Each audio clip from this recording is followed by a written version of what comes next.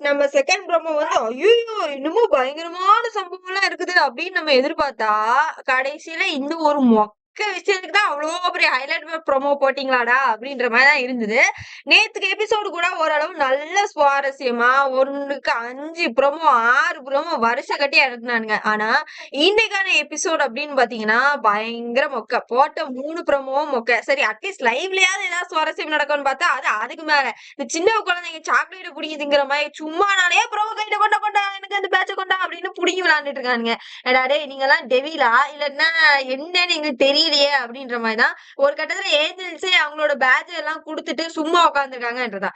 இதுக்கு நடுவுல இந்த ஜாக்லின் அக்கா என்னமோ கதறிட்டு இருந்தாங்களா அது என்ன பஞ்சாயத்து அப்படின்ற மாதிரி நம்ம போய் எட்டி பார்த்தோம் அப்படின்னா அங்கதான் நடந்துகிட்டு இருக்கு இந்த பஞ்சாயத்து. என்ன அப்படின்னா இப்ப ஜாக்லின் அக்கா ஃப்ரெண்டுனா நான் உயிரை கொடுப்பேன்டா அப்படின்ற மாதிரி வந்து கதறி. ஏன் ஜாக்லின் அக்கா அதே ரஞ்சித் சாரும் உங்களோட கோவா கேங் தானே வீக்கெண்ட் எங்க மங்களம் சார் எங்க மேனேஜர் மங்களம் சார் நாங்க இப்ப அவர் உங்க ஃப்ரெண்ட் இல்லையா அப்ப சும்மா அவர் வந்து உப்புக்கு சப்பானா வச்சுக்கிட்டு இருந்தீங்களா உங்க குரூப்ல அப்படின்ற மாதிரிதான் இருந்தது. ஏன்னா குரூப்ல ஆட்கள் அதிகமானதான் ஃப்ரெண்டுக்குள்ள குத்த மாட்டானுங்க. ஓட்டா இருந்தாலும் சரி இல்ல ஹையா வரும் லோவா இருக்க வேண்டியது லோவா வரும். அப்போ எல்லாமே இப்படி ஒரே டாஸ்க்ல உடைச்சு செதறிட்டீங்களே ஜாக்லின் அப்படின்ற மாதிரிதான் இருந்தது. சோ என்ன நடந்தது அப்படின்னு சொல்லி பாத்தீங்கன்னா ஜாக்லினும் ரஞ்சித்தும் வந்து என்ன பண்றாங்கன்னா உட்காந்து பேசிக்கிட்டு இருக்காங்க. ஜெஃப்ரி கூட இருக்க டாஸ்க் ரிலேட்டட். அவன் என்ன சொல்றான்னா உன்னோட ஸ்டாரை கொடுத்துரு எவனோ நாமினேஷன் ஃப்ரீ பாஸ் வாங்குறதுக்கு ஜெஃப்ரி சாப்பிட்டு போறான் அவன் ஃப்ரெண்டு தானே சாப்பிட்டு போறான் அப்படின்ற மாதிரி ஒரு விஷயங்கள் வந்து பேசிருக்காங்க. ஏன்னா காலையில இருந்து எல்லாருமே பிச்சை எடுத்து தாண்டா ஸ்டார் வாங்கி என்னமோ இவர் பண்றது மட்டும் பெரிய அதிசயமாய் ஜாக்லின் ஒப்பாரி வச்ச காரணம் வந்து கேவலமா இருந்தது அப்படின்றதுதான். ஆக்சுவலா சவுண்டு எனக்கு தெரிஞ்சு இண்டிவிஜுவலா ஆடினாங்கன்னா நல்லா இருக்கும். இது ஜாக்கு கூட இருக்கிற வரைக்கும் உருப்படாதுன்றது. ஏன்னா இன்னைக்கு சவுண்டுக்கே ஜாக் பண்றது ஓவர் ஆக்டிங்ன்றது தெரிஞ்சு. ஏன்டி அவர் கேம் ஆடுறாரு அவர் அப்படித்தானே பேசுவாரு. ஏன்னா நேத்து டாஸ்க்ல எல்லாருமே அப்படிதான் பேசுனாங்க. சோ ஒரு ஃப்ரெண்ட்ஷிப்பை வச்சுதான் அவங்களும் கேம் ஆடினாங்க. அததானே அவரும் ஆடிட்டு இருக்காரு. நீ கொடுத்துருப்பா அவன் ஜெஃப்ரி கொடுத்துனா முதல் 2 ஸ்டார் அதனாலதான் கொடுத்தாங்களாம். சோ 3வது ஸ்டாரும் இப்படி அங்க அதுக்காக தான் வந்து கேக்குறாருன்ற போது இந்த கோபத்துல இருந்தான்.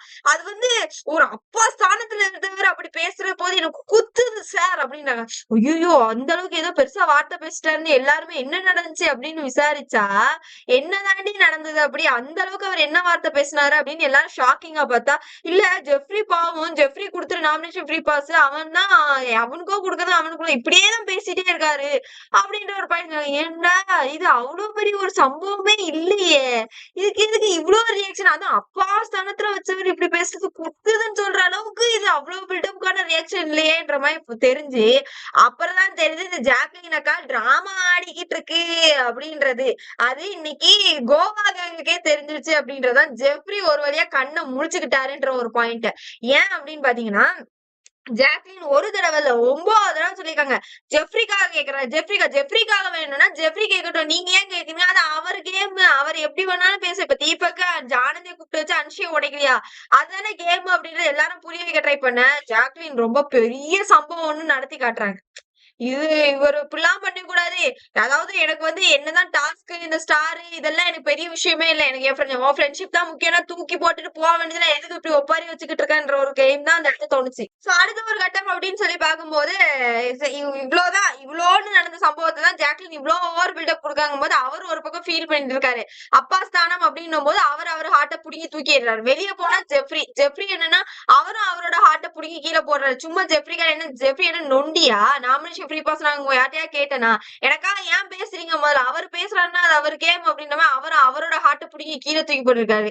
ஏமா ஜாக்லின் இதுதான் உங்க கேமா இதான் ஃப்ரெண்ட்ஷிப்னு சொல்லி இதான் உங்க ஃப்ரெண்ட்ஷிப்பா அப்படின்ற மாதிரி இருந்தது. அத வந்து கரெக்டா சொல்லணும் அப்படின்னா ஜாக்லினோட சுயரூபம் இன்னைக்கு வெளியே எல்லாருக்கும் தெரிஞ்சிச்சு அப்படின்னுதான்.